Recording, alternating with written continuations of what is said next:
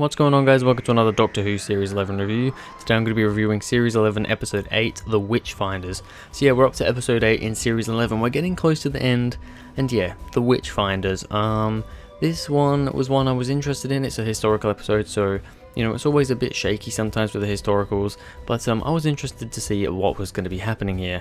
But anyway, let's start off with the cast. So Jodie Whittaker as the 13th Doctor. I think once again she's hitting highs every single episode. I think she honestly gets better every episode, especially since episode 6. The last 3 episodes, she's just got better every time. I think in this one she's really good. She starts off a bit slow and a bit kind of, I wasn't really too sure, but then later on, you know, when she gets angry that the Gran was drowned, you know, that's really good. She has a really good performance there. Getting angry at King James as well, and getting angry at Becca, I think she just did a really good job. Like when she was tied to the tree or whatever she was tied to, talking to King James, I thought she put in an absolutely amazing performance there.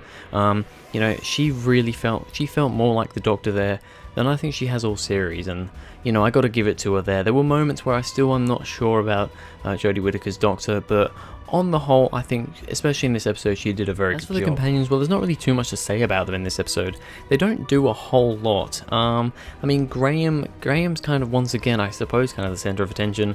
He ends up wearing that hat, which I think is really funny. He kind of, he kind of becomes the leader of the group in a way, because, you know, with this being kind of early 17th century England, you know, females aren't really in power. So, you know, when the Doctor comes along and, you know, it turns out that she's the psychic paper. I love how they're using the psychic paper a lot of the series as well. I really like that. You know, the psychic paper says that she's an assistant, so, you know, Graham has to be the leader because he's the male. Well, he's one of the males of the group, so he kind of takes the leading role. I like that. However, it doesn't really do much with it. I mean, I think all the companions, Graham, Ryan, and Yasmin, none of them really do much in this episode, but I think it's alright though. I think they do enough for it to be okay, and it's just a decent balance. There's just not really much to say about them. Also, we have Alan Cumming as King James. Now, I thought his performance was good. Obviously, I don't know what King... I'm not a very historical person. I'm not very good with my history. I've said this before in the past. Yeah, I don't know how King James was, because, you know, how he acted, because Alan Cumming kind of portrays him as this pretty camp pantomime character in this episode. And I mean, if that's how he really was, then obviously he's nailed it. He's absolutely bashed it out of the park. But I just feel like it was a bit overdone. He was way too camp and way too pantomime at times. You couldn't really take him seriously, especially when he had these serious moments. You just couldn't take him seriously. So although I did kind of like him, I don't know, he wasn't great in my opinion. So on to the episode itself, The Witchfinders. Now this was about, we went back to early 17th century Lancashire in England, the north of England, and basically there was these people, Becca, who was drowning,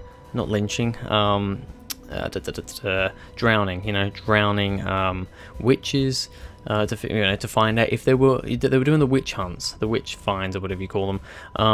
And I thought that was an interesting little thing. We've had witches in Doctor Who before, in the Shakespeare Code. Now, I think the Shakespeare Code is, honestly, it's a pretty average episode, you know.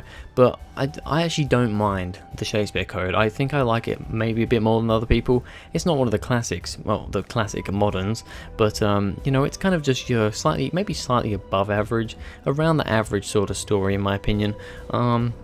So having witches back again, I thought was interesting, and I also thought that it was interesting that we kind of got zombies in this episode. Basically, the villain is the Morocks, I think they're called, Morocks, something like that. Basically, it's this kind of mud stuff that, and well, it starts off as this tentacle. It ends up touching Becca, who is kind of the leader, I suppose, of this group.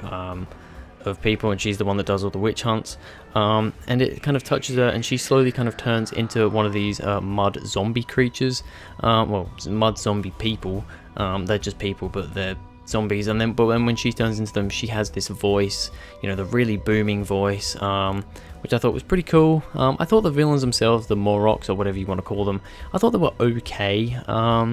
They were definitely, especially when it took a while to get into it. That's another issue I've had with all this series, really. It did take a while to get into it. You know, this story started off okay. It wasn't particularly fast-paced even at the start. I mean, we got the drowning of the Gran pretty early on, so there was a bit of action there, but then from there on it was all dialogue until pretty close to the end, the last 10 minutes, maybe 15 minutes. Then we really got into it. You know, Becca changed into the villain, into the Morlocks mud zombie thing, and then it got good from there. I thought it really got good. Now I do think that the ending was pretty rushed. Honestly, off the top of my head, I've only seen this episode once. I can't really exactly remember how it ended, how they finished it. But yeah, I did feel like it was a little bit rushed. It just, I don't know, it just, they seem to be doing this a lot recently in this series. They seem to start the episode fairly strong.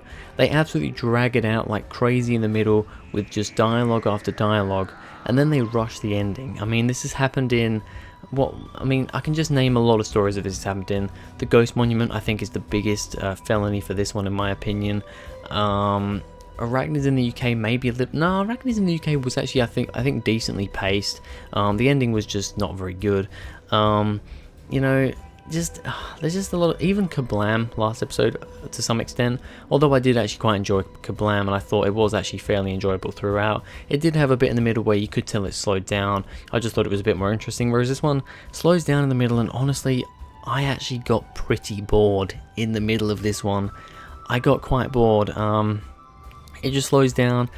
The explaining, oh god, this doctor seems to love explaining stuff. Now I love the Doctor explaining things to the companions, to other people, you know, doing all this techno talk. I really, really like that. But god, this series, the Doctor likes to waffle on. Now that's what I'm getting about this Doctor. She likes to waffle on, and that's just, I think that's a writing thing. They seem to like to really go with the dialogue in this series, and although I like a little bit of dialogue, it's too much. And this episode, honestly, it's been an issue throughout the whole series for me, but I think the worst was with the Ghost Monument, and then ever since then it's actually not been quite as bad, but I think this episode has dragged me back to the Ghost Monument again. Although I do think I slightly enjoy this one a bit more because, I don't know, it's a bit more enjoyable towards the end. I thought the Ghost Monument was really, really rushed and a bit of a shit ending. This one, at least, I think, yes, it's a rushed ending, but the last 10 or so minutes were actually very excitable. I thought they were really, just, I don't know, action-packed. But that's in comparison to the rest of the episode, which, like always, was pretty dull. And that's my main issue with this series. They just can't stop with the dialogue. They need to stop the dialogue for a bit. You know, have some tension building, because I think that's the main problem here. This series doesn't have any tension building. We're not building tension. We have a lot of dialogue happening, but you need certain tension. You know, you can do tension with dialogue. You can build tension with dialogue, but it needs to be done right. And also, I think the camera shots and all that need to be also, you know, done well in that sort of way to build tension, and I don't think that's happening in this series, and this episode I think is probably the biggest culprit for that. It just really, really slows down in the middle, and yeah, sadly that actually does disappoint me quite a lot. Although I thought the beginning was quite good, and the end, although rushed, was enjoyable to watch, everything in between was a real slog to get through. So yeah, just quickly on the monsters again, the Vorroks or whatever they're called, the mud zombies. Yeah, like I said, I thought they were pretty good. I thought they looked very, very creepy. Probably the scariest villain we've had so far, and honestly, the most menacing villain we've had so far. I think that last episode, you know, Kablam's villain of Charlie was a very, very good villain, but he wasn't menacing. That was the problem. He just wasn't menacing. This villain, at least I thought, was menacing. You know, the way they shouted, although yes, a bit annoying. I thought the shouting was a bit much in some places, you could tell that they were menacing, and you know, they just wanted to take over the world. I mean, yeah, it's your basic kind of plot, but they wanted to take over the world basically. And yeah, I mean, I thought they were decent. I thought that this was actually a decent villain this series, for this episode, so that's a plus. But everything in between is just kind of meh. So yeah, I feel like this review's actually been a bit quicker. I'm literally only at the 10-minute 30-second mark on Audacity right now, my recording, and I mean, a lot of that's breaks in between cuts, in between, you know, takes and stuff. So yeah, it's been a pretty quick one. But as a rating, what am I going to rate the Witchfinders out of 10? Honestly, I'm really struggling with this. I've seen a few people's kind of thoughts on this episode. Some people really hate the story, they absolutely hate it, and some people really love it. They think it's like the best thing since sliced bread. I honestly, I'm definitely not on the level of I love it. Definitely not. I don't love it as much as a lot of people. I'm not on the side that I absolutely hate it though, because there are things that I like about this episode. However, I think I'm kind of sitting in the middle.